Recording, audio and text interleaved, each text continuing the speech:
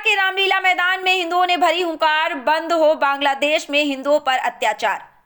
बता दें कि एटा में रामलीला ग्राउंड पर हिंदू हित रक्षा समिति और हिंदू संगठनों और साधु संतों ने बांग्लादेश में हो रहे हिंदुओं पर अत्याचार को लेकर विरोध प्रदर्शन और जनसभा का आयोजन किया।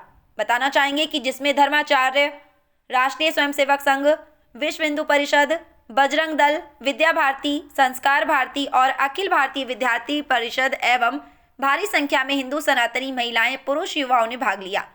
आपको बता दें कि जनसभा को सर्वप्रथम वृंदावन से पधारे स्वामी बलराम आचार्य ने संबोधित करते हुए कहा कि हम सभी को जातिवाद में कदापि नहीं बंटना है। बांग्लादेश में हमारी बहन बेटियों पर अत्याचार हो रहा है, मंदिरों को खंडित किया जा रहा है, मूर्तियों को तोड़ा जा रहा है। हमें कट्टरपंथियों से डरने की आवश्यकता नहीं है, हम सभी को एक होना होगा। वहीं बौद्ध प्रमुख नरेंद्र जी ने कहा कि जो बांग्लादेश भारत के टुकड़ों पर पलता था, भारत ने वहां के लोगों को स्वतंत्रता प्रदान की। आज वही लोग हिंदू समाज को चुनौती दे रहे हैं, निर्मम हत्या कर रहे हैं, घायलों का इलाज तक नहीं कर रहे हैं। हिंदू अधिकारियों से इस्तीफा ले लिया गया है, हिंदू समाज पर कट्टरपंथी कुठाराघात कर रहे हैं।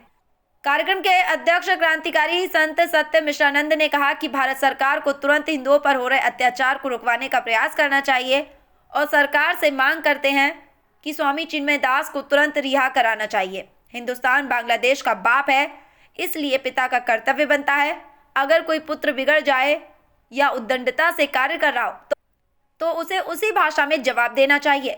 महीनों से हिंसा चल रही है, सरकार का कोई कठोर रुख देखने को नहीं मिल रहा है, ऐसा नहीं है।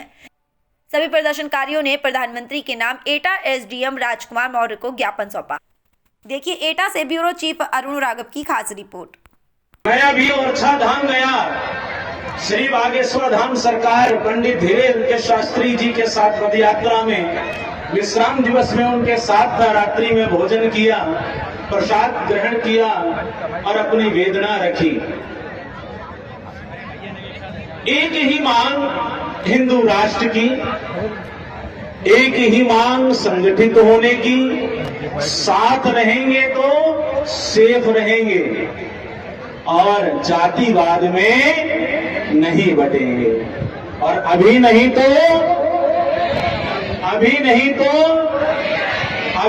तो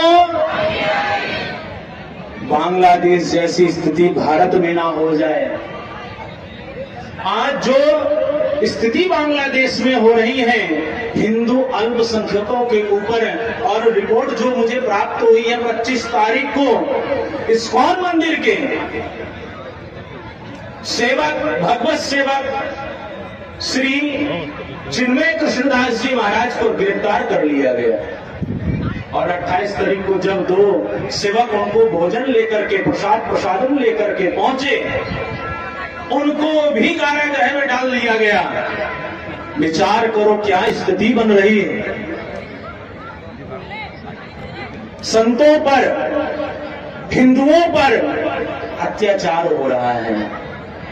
और अभी भी अगर सोते ही रहोगे, अपनी मांग सामने नहीं रखोगे, तो आज यह भारत हमारे हाथ से छिन जाएगा। और हिंदू राष्ट्र की जो हमारी कल्पना है, इसे हमें साकार करना है। और बच्चे जो हमारे भविष्य हैं, सबको इकट्ठे होना है, साथ रहना है और सेफ रहना है। सत्य का पेड़ नहीं होता, इसे परखना पड़ता है। स्वाद बहुत कड़वा होता है, इसे चखना पड़ता है। जिंदगी किसी कुरुक्षेत्र से कम नहीं, जिंदगी किसी कुरुक्षेत्र से कम नहीं। हिंदू राष्ट्र वालों, सनातनियों, सम्मान पाने के लिए अपमान से लड़ना होता है, लड़ना होता है। अगर बांग्लादेश में जो स्थिति हो रही है, दुर्गा पूजा होती है और हमारे मंदिरों को तोड़ा जाता है। 27 नवंबर के दिन मैथौरपुट्टी के अंतर्गत मां मनसा देवी में आग जली हुई, मंदिरों को जलाया जा रहा है, बहन बेटियों के साथ अत्याचार हो रहा है। लेकिन अभी हिंदू सो रहा है। क्यों? अभी हमारे ऊपर अत्याचार नहीं हो रहा, अभी तो और लड़ाई हमेशा खड़े होकर देखनी चाहिए और